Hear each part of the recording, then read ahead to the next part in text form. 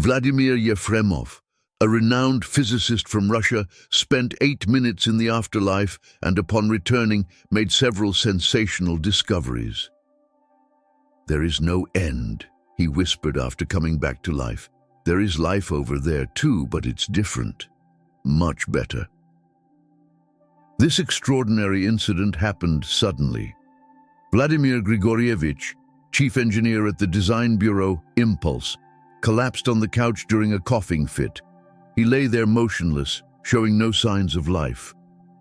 At first, his loved ones thought he was simply resting, but Natalia, his sister and a doctor by profession, was the first to recognize the seriousness of the situation.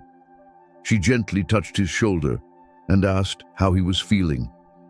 Receiving no answer and finding no pulse, she immediately began resuscitation efforts. For 8 long minutes, she fought desperately for his life. Finally, she felt a faint heartbeat. When the scientist began breathing on his own, Natalia sighed in relief and confirmed he was alive. In a whisper, Vladimir shared his impressions from beyond. "No, it's not the end. There's life there too, but it's different, far better." Following the incident, Efremov provided a detailed account of his time in the afterlife, which became the first scientific study of this realm conducted by a scientist who had experienced it firsthand. His findings were published and caused a sensation at a scientific congress where he presented his report. The head of the International Club of Scientists, Professor Anatoly Smirnov, noted that Vladimir Grigorievich's revelations were so astounding that inventing such details would be impossible. A recognized expert in the field of artificial intelligence, Vladimir Grigorievich had devoted many years to developing space technologies. He contributed to the launch of Yuri Gagarin and the creation of advanced missile systems, earning 4 national awards for his achievements. Before his near-death experience, Efremov was a staunch atheist, fully trusting in scientific data and dismissing any ideas of an afterlife as mere religious fiction. However, this single event transformed his entire worldview. On March 12th, while staying at his sister Natalia Grigorievna's house, the scientist suddenly experienced a violent coughing fit. His breathing became strained, his lungs stopped responding, and he could no longer inhale. His body froze, his heart stopped, and with one final gasp, a rasp escaped his throat.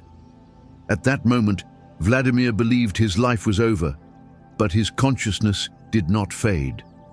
Suddenly, he felt an unfamiliar lightness. The pain vanished, and he felt as though he had returned to a state of childhood serenity. He no longer sensed his body and could not see it, but all his memories and emotions remained intact.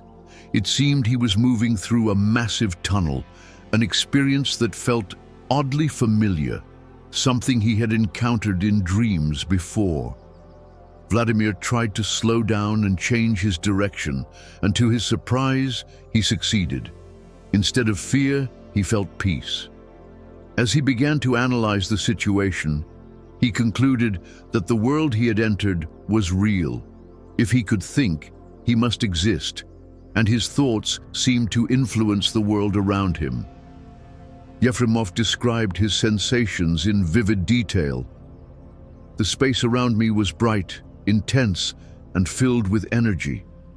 My consciousness functioned differently. It encompassed everything at once, unrestricted by time or space. I watched in amazement as the world compressed into a tube. He saw no sun, yet light was everywhere, uniform, without shadows. On the walls of this tunnel, he noticed structures resembling bas-reliefs. There was no way to determine what was up or down. He tried to memorize the terrain over which he was gliding. It resembled mountainous landscapes. These images imprinted themselves in his memory with astonishing clarity, as if his memory had become limitless. He mentally visualized the area he had just passed, and it reappeared in perfect detail. It all felt like teleportation. Vladimir also shared his reflections. A thought crossed his mind. Was it possible to return to the past? and to what extent could one influence the reality around them? He imagined an old, broken television set in his apartment. Instantly, he saw it from all angles at once. He saw everything: its origin, the source of the ore used to make the metal, the factory where it was assembled, and even the personal details of the steelworker who had marital issues with his mother-in-law. He knew everything about that television in astonishing detail, down to the exact cause of its malfunction.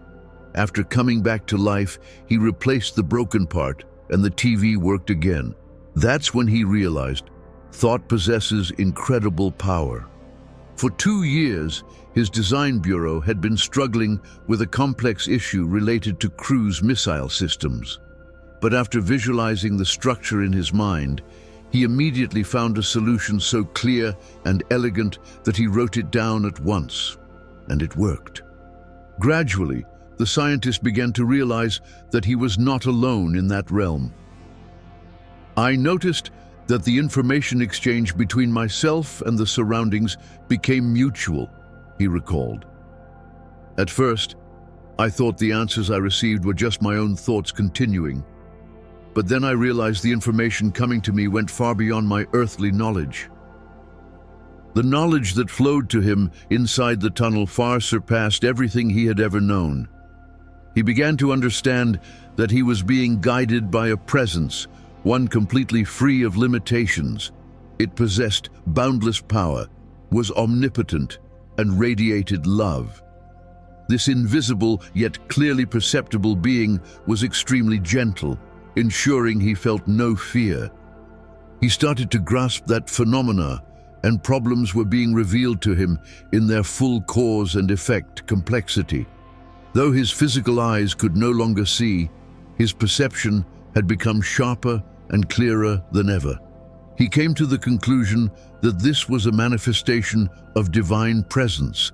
Suddenly, he felt a barrier. It was as though something physically pulled him out of that state, like a carrot yanked from the ground. Despite his desire to remain, since he felt absolutely wonderful there, everything around him began to flicker and blur. He then saw his sister's face, pale with fear, while he himself was overwhelmed with joy. In his scientific work, Vladimir Yefremov often used physical and mathematical terminology to describe the afterlife. We will now attempt to convey his insights in a more accessible form, avoiding overly complex formulations. When asked to describe the world he encountered after death, he explained it like this: all objects in that realm, according to the scientist, were intricately interconnected, and their interactions followed specific laws. A person could influence objects solely through the power of thought.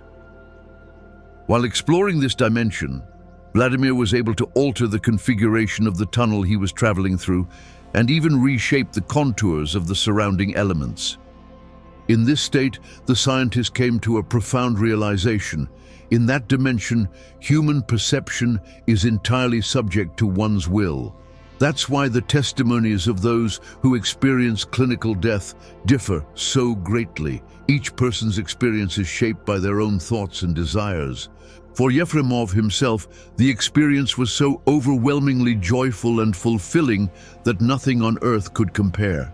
Even the feeling of first love, when set beside these sensations, seemed insignificant. And yet, Vladimir Yefremov also faced disturbing sensations during his journey. At one point, he encountered a kind of resistance that blocked his forward movement. It felt exactly as if someone were pulling him upward, like a plant from the soil. Everything around him started spinning, and he was brought back to face his sister's terrified expression. Her face was pale with panic, while he was filled with elation. Later, he confided in his loved ones. "Death no longer frightens me. I know now it's merely a door to another world." Leave a comment below. What do you think about Vladimir Yefremov's words? Do you believe in life after death? Don't forget to like and subscribe so you don't miss future stories. Thank you all for your feedback.